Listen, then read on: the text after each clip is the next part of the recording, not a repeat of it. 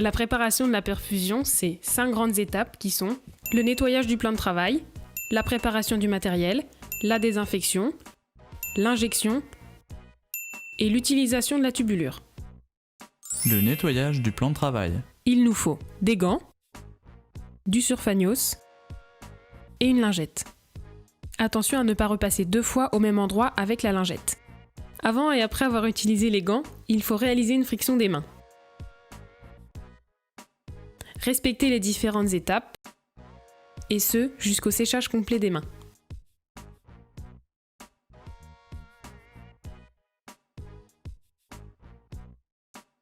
La préparation du matériel. Que nous dit la prescription médicale ? On doit passer 500 ml de soluté glucosé à 5% sur 12 heures, auquel on ajoute 4 g par litre de chlorure de sodium et 1 g par litre de chlorure de potassium. On dispose de flacons de NaCl de 20 ml dosés à 20% et de flacons de KCl de 10 ml dosés à 10%. Après avoir réalisé le calcul de dose, on sait qu'il faut injecter dans la poche de perfusion 10 ml de NaCl et 5 ml de KCl. Au moment de poser la perfusion, il faudra régler le débit à 14 gouttes par minute. Il nous faut un flacon de NaCl, un flacon de KCl, une poche de soluté glucosé à 5% de 500 ml, un paquet de compresses stériles, de la solution hydroalcoolique, de l'alcool, une seringue adaptée au volume à prélever, une aiguille, un perfuseur, un plateau à utiliser ou non, un haricot, un second plateau dans lequel se trouve une pince propre, un conteneur à aiguille, à prendre en dernier car c'est le plus sale, et pensez à l'ouvrir à ce moment-là. Veillez à vérifier les dates de péremption de chaque produit.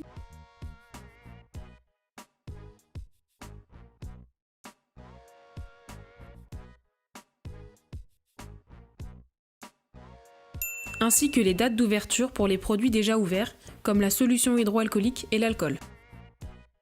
Réalisez une friction des mains avant de passer à la suite. La désinfection et la préparation du prélèvement. Vérifiez l'intégrité de la poche, l'ouvrir et la poser sur le plateau ou la laisser sur la paillasse. Ouvrir le paquet de compresses stériles et les imbiber d'alcool.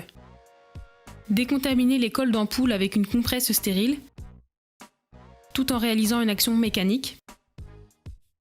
Puis reposer les flacons sur le plan de travail afin de respecter le temps de contact. Le temps de contact correspond à l'action mécanique ajoutée au temps de séchage. Selon les recommandations de l'HAS, le temps de contact doit être d'1 minute.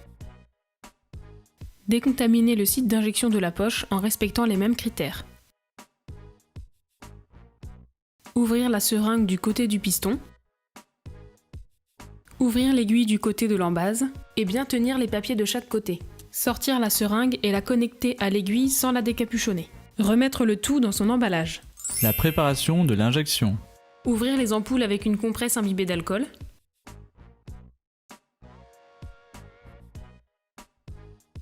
Prendre le flacon entre l'index et le majeur.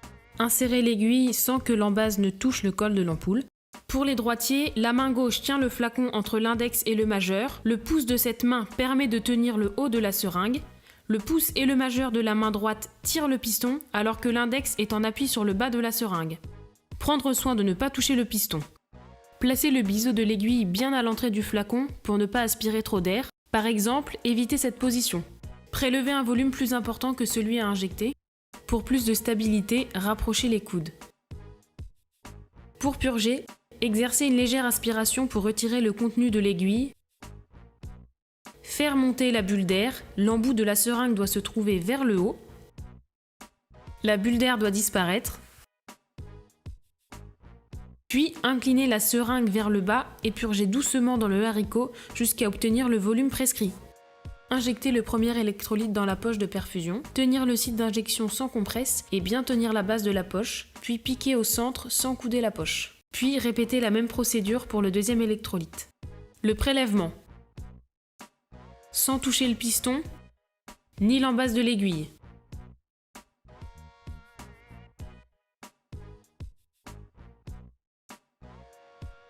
La purge. Faire disparaître la bulle d'air. Purger jusqu'à obtenir le volume prescrit. Bien tenir le site d'injection de la poche pour y injecter le deuxième électrolyte.